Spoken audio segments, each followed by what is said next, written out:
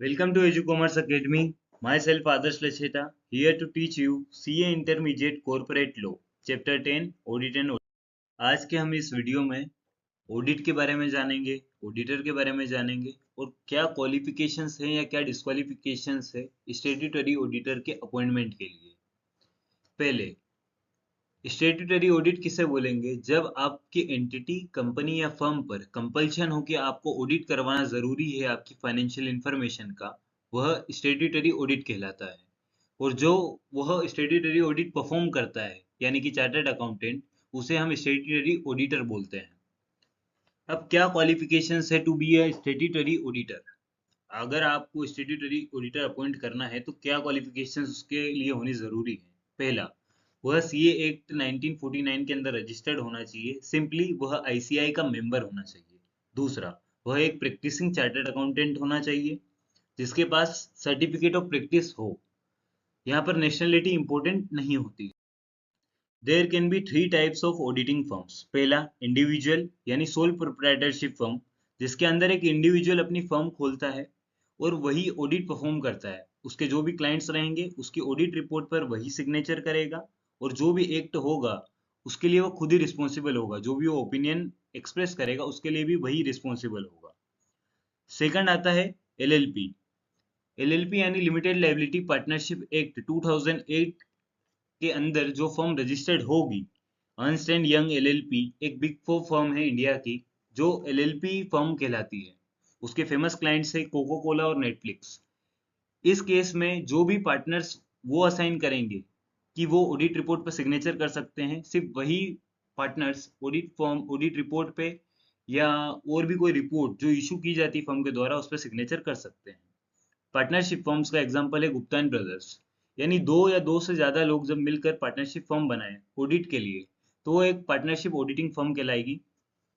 यहाँ पर जो पार्टनर्स ऑडिटर हैं यानी सीए हैं प्लस सीओपी, जिनके पास सर्टिफिकेट ऑफ प्रैक्टिस है, सिर्फ वही पार्टनर सिग्नेचर करने के लिए ऑथोराइज्ड होते हैं। सिर्फ वही लोग ऑडिट रिपोर्ट पे सिग्नेचर कर सकते हैं या एक्ट कर सकते हैं। अब हम देखेंगे disqualifications of auditor. We will see 10 cases where person cannot be appointed as auditor. Memory technique इसे याद रखने के लिए होगा बिग फाइबर रूल। बी से बॉडी कॉर्पोरेट। हर तरह की कंपनी और आर्टिफिशियल पर्सन को डिस्क्वालीफाई किया गया है to be appointed as statutory auditor except LLP. LLP के बारे में हम ऊपर डिस्कस कर चुके हैं कि एलएलपी को आप ऑडिटर के तौर पे अपॉइंट कर सकते हैं। हमारा सेकंड केस है इनडेटनेस टू कंपनी, यानी कि जिस पर्सन को हम ऑडिटर के तौर पे अपॉइंट करना चाहते हैं वो पर्सन या पार्टनर, उसका पार्टनर या उसके रिलेटिव ने कंपनी, उसकी होल्डिंग, होल्डिंग की सब्सिडियरी या कंपनी की एसोसिएट कंपनी, कंपनी की सब्सिडियरी कंपनी ने 5 लाख से ज्यादा का लोन लेके रखा है या इंडेटनेस लेके रखी है तो उन्हें डिस्क्वालीफाई कर दिया जाता है to be appointed as an auditor. अब अगर हम ऊपर के ही केस को थोड़ा और डेप्थ में जाके देखें तो एक ऑडिटर जो ऑडिट फीस रिसीव करता है वो एक प्रोग्रेसिव मैनर में रिसीव करता है, यानी जितना काम होता है उस तरीके से उसे फीस दे दी जाती है। लेकिन अगर एग्जांपल देखें, मिस्टर ए ने प्रोग्रेसिव फीस जो उसकी है सेट पीरियड की वो 15 लाख है। अगर 15 लाख से ज्यादा उसके क्लाइंट की तरफ से उसे कुछ और अमाउंट मिलता है तो उसे इनडेटनेस टू कंपनी के अमाउंट में ही गिना जाएगा, यानी वो लिमिट के अंदर काउंट होगा ताकि हम उसका क्वालिफिकेशन या डिस्क्वालिफिकेशन डिसाइड कर सकें। तीसरा केस आता है गारंटी, यानी कि अगर पर्सन जिसे ऑडिटर के तौर पे अपॉइंट किया जाना है, उसका पार्टनर या उसका रिलेटिव किसी थर्ड पर्सन के लिए कंपनी को जो पेमेंट देना है या कंपनी की होल्डिंग, होल्डिंग की सब्सिडियरी, कंपनी की सब्सिडियरी या कंपनी की एसोसिएट कंपनी को 1 लाख से ज्यादा की गारंटी देता है तो वो डिस्क्वालीफाई हो जाएगा to be appointed as an auditor. हमारा चौथा केस है आई से इंटरेस्ट इन सिक्योरिटीज। जिस पर्सन को हमें ऑडिटर के तौर पे अपॉइंट करना है उस पर्सन ने या उसके पार्टनर ने अगर किसी भी तरीके का अमाउंट इन्वेस्ट किया है उस फर्म में, उस कंपनी में जिसका उसे ऑडिट करना है, या उसकी होल्डिंग कंपनी में, उसकी होल्डिंग की सब्सिडियरी कंपनी में या कंपनी की एसोसिएट या सब्सिडियरी कंपनी में, तो डिस्क्वालीफाई हो जाएंगे to be appointed as an auditor.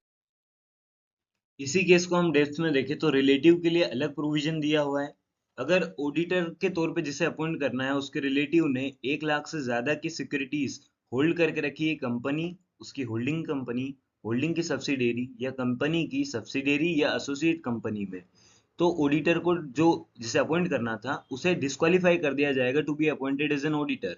लेकिन इस केस में एक रेमिडियल एक्शन पीरियड दिया जाता है जो कि 60 डेज का रहेगा। अगर उसके अंदर उस रिलेटिव ने 1 लाख से नीचे अपनी इन्वेस्टमेंट वैल्यू लेकर आ गया तो जो ऑडिटर है उसे अलाउ कर दिया जाएगा to be appointed as an auditor for that particular company और फर्म। लेकिन अगर ऐसा कोई एक्शन नहीं लिया जाता 60 डेज के अंदर तो उसे कैजुअल वैकेंसी क्रिएट करनी पड़ेगी और रिजाइन करना पड़ेगा अपनी ऑडिटर की पोस्ट से। हमारा फिफ्थ केस है बी से बिजनेस रिलेशनशिप।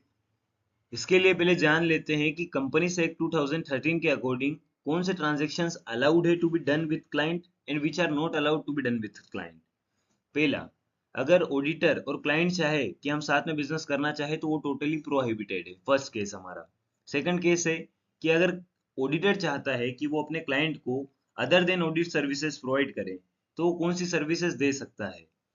जो भी कंपनीज एक्ट और सीए एक्ट के अंदर अलाउड है, फॉर एग्जाम्पल टैक्स ऑडिट, ये सर्विसेज वो दे सकता है, लेकिन जो प्रोहिबिटेड है वो सर्विसेज नहीं दे सकता है। थर्ड केस आता है कि जो क्लाइंट है अगर वो अगर सर्विसेज देना चाहता है ऑडिटर को तो वो कौन सी सर्विसेज दे सकता है। पहला, उसे ऑर्डिनरी कोर्स ऑफ बिजनेस के अंदर देना होगा। दूसरा, आर्म्स लेंथ प्राइस पे यानी कि जेन्युइन प्राइस पे जो कि वो दूसरे कस्टमर्स को देता होगा उसी प्राइस पे उसे सर्विसेज देनी होगी। और यह सिर्फ 3 इंडस्ट्रीज में अलाउड है। पहला, होटल एंड हॉस्पिटल, दूसरा एयरलाइन इंडस्ट्री, तीसरा टेलीकम्युनिकेशन इंडस्ट्री और चौथे में कि अदर सिमिलर सर्विसेज। यानी ऊपर के 3 जो इंडस्ट्रीज मेंशन की है उसी सिमिलर नेचर में अगर आपकी इंडस्ट्री फॉल करती है तो आपको अलाउ कर दिया जाएगा to make such transactions with auditor. अब क्योंकि बिजनेस रिलेशनशिप्स वाले ट्रांजेक्शन्स में फ्रॉड के चांसेस ज़्यादा हैं, मैनिपुलेशन के चांसेस ज़्यादा होने हैं, रिलेटेड पार्टी ट्रांजेक्शन्स का भी डर होता है, तो यहाँ पर रिस्ट्रिक्शंस ज़्यादा लगाई गई हैं। यानी कि पर्सन जो कि ऑडिटर अपॉइंट किया जाना है या उसकी जो फर्म है वो किसी भी तरीके के ट्रांजेक्शन्स एंटर करते हैं कंपनी, उसकी होल्डिंग, होल्डिंग की सब्सिडेरी, कंपनी की एसोसिएट, एसोसिएट की सब्सिडेरी और कंपनी की सब्सिडेरी के साथ, तो सारे ट्रांजेक्शन्स को चेक किया जाएगा कि कौन से ट्रांजेक्शन्स अलाउड है, कौन से प्रोहिबिटेड है, कौन से क्लाइंट कर सकता है, कौन से ऑडिटर कर सकता है, ताकि पता लगाया जा सके कि यहाँ पर कोई मैनिपुलेशन की प्रॉब्लम तो नहीं है या डिस्क्वालिफिकेशन तो क्रिएट नहीं हो रहा है। अब देखते हैं हम हमारा sixth case, R for relative in company, यानी जिसे आप ऑडिटर अपॉइंट करना चाहते हैं उसका कोई भी रिलेटिव जिस फर्म में उसे ऑडिटर अपॉइंट करना है उसका डायरेक्टर है, की मैनेजरियल पर्सन यानी सीएफओ, सीईओ, एमडी या कुछ भी है, या तो वो फुल टाइम एम्प्लॉयमेंट में जुड़ा हुआ है कंपनी के साथ तो वो डिस्क्वालीफाई हो जाएगा to be appointed as an auditor. अब आते हैं हम हमारे seventh case, E for employee और ऑफिसर, यानी जिसे आप ऑडिटर अपॉइंट करना चाहते हैं वह कंपनी का एम्प्लॉय या ऑफिसर है तो वो पहले ही डिस्क्वालीफाई हो जाएगा to be appointed as an auditor. लेकिन अगर उस एम्प्लॉय या ऑफिसर का कोई पार्टनर है या तो उसका कोई एम्प्लॉय है जिसे आप ऑडिटर अपॉइंट करना चाहते हैं तो वो भी डिस्क्वालीफाई हो जाएगा to be appointed as an auditor. अब आते हैं हम हमारे एट्थ केस, ओ से ओवरऑल लिमिट। हर ऑडिटर की एक लिमिट डिसाइड की जाती है कि वो कितनी कंपनीज का ऑडिट कर सकता है और ये लिमिट है 20 कंपनीज की। यानी हर एक ऑडिटर अपने नाम पर 20 कंपनीज का ऑडिट कर सकता है। अगर पार्टनरशिप फर्म है तो उसके अंदर जितने भी पार्टनर सीए प्लस सीओपी है उन सारे पार्टनर्स की ऑडिट की जो लिमिट है उसे ऐड करके आप एक पार्टनरशिप फर्म की लिमिट डिसाइड कर सकते हैं।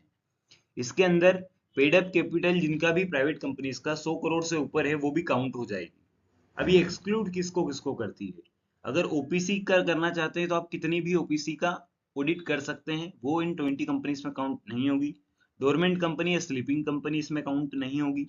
स्मॉल कंपनी यहाँ पर काउंट नहीं होगी जो कि कंपनी से एक के 2013 के अकॉर्डिंग आपको डेफिनेशन में बताई हुई है। या तो प्राइवेट कंपनी जिसका paid up share capital 100 crore से कम है वो भी इसके अंदर काउंट नहीं होगी। अब आते हैं हम हमारे नाइन्थ केस पे, पी से पर्सन कन्विक्टेड, यानी कि जिस पर्सन को आप ऑडिटर अपॉइंट करना चाहते हैं उस पर्सन को कोर्ट ने कन्विक्ट किया है, यानी कि उसे गिल्टी माना है किसी भी ऑफेंस के अंदर इंक्लूडिंग फ्रॉड, तो वो डेट ऑफ कन्विक्शन जिस दिन उसे गिल्टी माना है वहां से लेकर 10 सालों तक वो कोई भी ऑडिट एक्सेप्ट नहीं कर सकता है। अगर वो करना चाहे भी तो उसे अलाउ नहीं किया जाएगा। और अगर 10 सालों के बाद भी आईसीआई ने उसकी मेंबरशिप कैंसिल कर दी तो वो 10 सालों के बाद भी ऑडिट एक्सेप्ट नहीं कर पाएगा।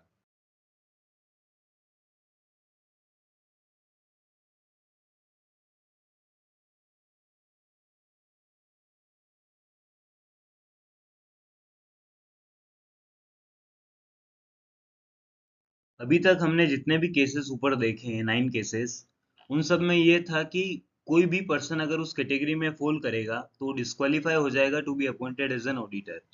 अब हम देखेंगे कंपनीज एक्ट 2013 अंडर सेक्शन 144 की कौन कौन सी रिस्ट्रिक्टेड सर्विसेज है जो कि एक ऑडिटर अपने क्लाइंट या फर्म को नहीं दे सकता है, जिसका उसे ऑडिट करना है। इसके पहले आपको ये जान लेना होगा कि ऑडिटर को हम, जो हमारी फर्म है, उसके फाइनेंशियल इंफॉर्मेशन के इंडिपेंडेंट एग्जामिनेशन के लिए बुलाते हैं, ताकि वो उस पर एक ओपिनियन एक्सप्रेस करे अपना, कि उसे रिजनेबल एश्योरेंस मिली है या नहीं कि जो फाइनेंशियल स्टेटमेंट्स बनेंगे वो किसी भी मिस स्टेटमेंट से या फ्रॉड से बचे हुए हैं, यानी कि उसमें कोई भी मिस स्टेटमेंट नहीं है, फ्रॉड नहीं है, ना कि मैनिपुलेशन है।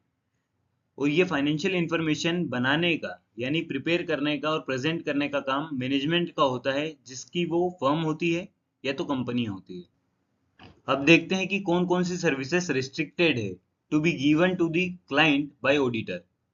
पहली, accounting and book keeping services, यानी कि preparation and presentation of financial statements. अगर ऑडिटर ही फाइनेंशियल स्टेटमेंट्स प्रिपेयर करेगा और एग्जामिनेशन भी वही करेगा तो यहाँ पर सेल्फ रिव्यू का थ्रेट आता है, यानी कि उसे अपने ही काम का रिव्यू करना है, जो कि वो अनबायसनेस से कर पाएगा या नहीं कर पाएगा, ये क्वेश्चन मार्क खड़ा करता है। इसके लिए यहाँ पे प्रॉब्लम हो सकती है कि यहाँ पर ऑडिट अच्छे से नहीं हो पाएगा। दूसरा है कैरी आउट आउटसोर्स्ड एक्टिविटीज। तीसरा है actuarial services like valuation of inventory. ये दो सर्विसेज भी ऑडिटर अपने क्लाइंट को प्रोवाइड नहीं कर सकता है जिसका वो ऑडिट कर रहा है। फोर्थ सर्विस है designing and implementation of financial information system. Financial information system यानी जिस सॉफ्टवेयर के अंदर या जिस सिस्टम के अंदर हम हमारे रिकॉर्ड्स, फाइनेंशियल स्टेटमेंट्स मेंटेन करते हैं और प्रिपेयर करते हैं, अगर वो ऑडिटर ही डिजाइन करेगा या इम्प्लीमेंट करेगा, तो जब ऑडिट प्रोसीजर के दौरान वो इन कंट्रोल्स को चेक करेगा तो यहाँ पर भी सेल्फ रिव्यू थ्रेट आएगा, क्योंकि ये उसी ने बनाया है। अगर वही उसे चेक करेगा तो वो उसमें अनबायस होकर कर पाएगा या नहीं, यहाँ पर एक क्वेश्चन मार्क आ जाता है। फिफ्थ सर्विस है इंगेज्ड इन इन्वेस्टमेंट एडवाइजरी और बैंकिंग एडवाइजरी, यानी कि जो क्लाइंट है या फर्म है जिसका वो ऑडिट कर रहा है, उसे अगर वो इन्वेस्टमेंट एडवाइस देगा या बैंकिंग से रिलेटेड एडवाइस देगा जिसका इम्पेक्ट में भी फाइनेंशियल स्टेटमेंट्स पे आ सकता है, तो यहाँ पर वापस सेल्फ रिव्यू थ्रेट आता है कि उसने जो एडवाइस दी थी इन्वेस्टमेंट से रिलेटेड या बैंकिंग से रिलेटेड, अगर वो फाइनेंशियल स्टेटमेंट्स पे इम्पेक्ट डालेगी और वो उसका रिव्यू करते वक्त उसे ओवरलुक करता है या इग्नोर कर दे, तो शायद वो एक सही ओपिनियन ड्रॉ नहीं कर पाएगा वहां पर, और इन्वेस्टर्स का या क्रेडिटर्स का, मतलब कि जो फाइनेंशियल स्टेटमेंट्स के यूजर्स है, उनका नुकसान हो सकता है या वो मिसगाइडेड हो सकते हैं। सिक्स्थ सर्विस आती है मैनेजेरियल सर्विसेज, यानी कि जो क्लाइंट है या फर्म है जिसका उसे ऑडिट करना है, उसके मैनेजमेंट को भी कंट्रोल ही माना जाता है और उसका भी चेक करना होता है, रिव्यू करना होता है कि मैनेजमेंट के अंदर सही लोग है या नहीं, कोई मैनिपुलेटिव लोग तो नहीं है, या तो उन्होंने कोई सोफिस्टिकेटेड तरीका तो नहीं ढूंढ रखा है फ्रॉड करने के लिए। इस सब का रिव्यू करने के लिए जरूरी है कि वो इंडिपेंडेंट रहे, और अगर उस मैनेजमेंट सर्विसेज का पार्ट है तो अपनी ही दी हुई सर्विसेज का रिव्यू करने में वापस सेल्फ रिव्यू थ्रेट आता है, जहां पर वापस एक क्वेश्चन मार्क आ जाएगा कि क्या वो एक सही ओपिनियन ड्रॉ कर पाएगा वहां से। नेक्स्ट सेवेंथ सर्विस आती है इंटरनल ऑडिट। इंटरनल ऑडिट यानी कि जो स्टेट्यूटरी ऑडिट की हम बात कर रहे हैं अभी, जो कि एक आउटसाइडर ऑडिटर प्रोवाइड करता है। इंटरनल ऑडिट यानी कि जो फर्म के अंदर का ही एम्प्लॉय होता है वो प्रोवाइड करता है कंपनी को। इसमें वो खुद अपना ऑडिट करते हैं और डिसाइड करते हैं कि क्या कोई मिस स्टेटमेंट से फ्रॉड तो नहीं है, ताकि जब स्टेट्यूटरी ऑडिटर आए और अपनी रिपोर्ट देगा तो उसमें कोई प्रॉब्लम ना आए, क्योंकि स्टेट्यूटरी ऑडिटर की रिपोर्ट पब्लिक की जाती है और इंटरनल ऑडिटर की रिपोर्ट जो होती है वो सिर्फ स्टेट्यूटरी ऑडिटर को हैंड ओवर करी जाती है चेक करने के लिए। तो स्टेट्यूटरी ऑडिटर को इंटरनल ऑडिट करने का राइट नहीं होता है, या तो उसे रिस्ट्रिक्ट किया जाता है ये सर्विस प्रोवाइड करने के लिए। और एट्थ सर्विस अपनी आ जाती है carry out other similar services, यानी सेम नेचर की सर्विसेज जिसके अंदर सेल्फ रिव्यू थ्रेट आ जाए या तो इंडिपेंडेंसी को थ्रेट आ जाए, जिससे कि एक सही ऑडिट नहीं हो सकता है, उस सर्विसेज को रेस्ट्रिक्ट किया जाता है अंडर सेक्शन 144 कंपनीज एक्ट 2013। ये थे qualifications and disqualifications of an auditor. अगले पार्ट में हम देखेंगे appointment and removal of auditor. Thanks for watching. अगर आपको वीडियो पसंद आया तो लाइक करिए, चैनल को सब्सक्राइब करिए।